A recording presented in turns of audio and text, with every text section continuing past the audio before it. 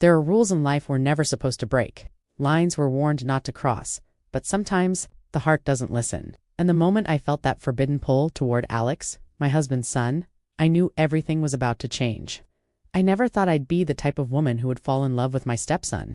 I always imagined being a caring, kind, nurturing stepmom, someone Alex could trust and look up to. I married Mark when I was 32. He's 45, successful, kind, and stable, and he has a son, Alex, 19, who's polite, reserved, and somehow magnetic. When I first moved into their house, I tried to blend in. I cooked meals, helped around the house, and made an effort to bond with Alex. At first, it was simple things, offering to drive him to college, chatting about his future, joking about video games. I wanted him to feel comfortable, and I believed we were just becoming friends. But friendships sometimes take strange turns.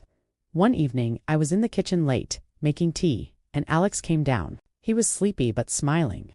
We laughed at some silly childhood memory, and our hands accidentally brushed. The touch was electric, and I froze. It was a brief moment, but it left me thinking about him far longer than I should have. Weeks went by, and these accidental touches kept happening. He would lean close when we talked about something private, his hand brushing mine as we reached for the same book. I started noticing his small gestures, the way he looked at me when he thought I was into paying attention, the subtle smile when our eyes met. I hated myself for feeling this way. He was my stepson, my husband's child. This was wrong on every level, and yet I couldn't stop. I started staying in his presence longer than necessary, finding excuses to talk to him, to laugh with him, to feel that spark again. Then came the texts. At first they were innocent. Reminders, questions about his schedule, a funny meme.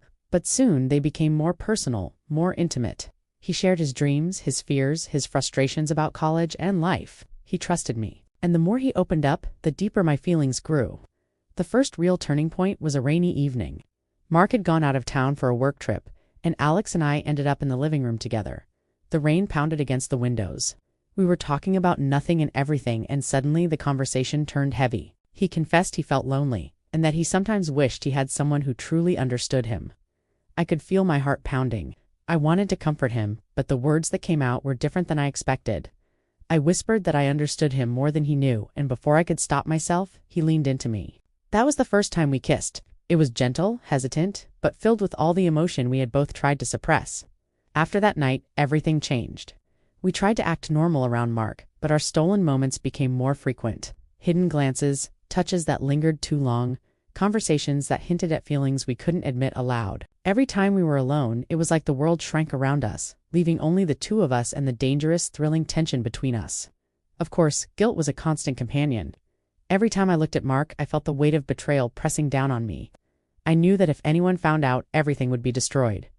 Our family, our home, and our lives. But at the same time, denying my feelings was unbearable. Alex and I fit together in ways I hadn't expected. He understood me, challenged me, made me feel alive in a way no one else ever had. Months passed, and we became bolder. We would sneak texts during the day, exchange secret smiles when we thought no one was watching. Our feelings were undeniable. One night we ended up in the garage, pretending to look for tools, but it was an excuse to be close. We kissed, held each other, and for the first time I let myself imagine a future with him, no matter how impossible it seemed. Then came the confrontation. Mark came home early one night. He walked in on us, our hands brushing, eyes locked. I expected anger, yelling, maybe even the end of everything. But instead, he surprised me. He paused, looked at us, and simply walked out, slamming the door behind him. We didn't see him for days. That silence allowed us to think, to reflect. During that time, Alex and I realized we couldn't hide our feelings anymore. Life was too short, and love, once found, couldn't be ignored. We made a pact. We would leave the house, leave the old life behind, and start fresh together. It was terrifying, but also exhilarating. We moved into a small apartment nearby. The world outside still judged us, still whispered about the taboo we had crossed. But in our own space, there was only love. We learned to navigate our complicated emotions, to trust each other fully, and to build a life that, while unconventional, was real and honest. I never stopped feeling guilt, but I also never stopped feeling love. Being with Alex was worth the fear, the whispered judgment, the risk. We had crossed a line, yes, but in doing so, we found a connection that was undeniable, passionate, and transformative. Now, years later, we are still together. People may never understand, but we live in a world where our love is our own. And sometimes the heart doesn't care about rules or societal norms, just knows where it belongs.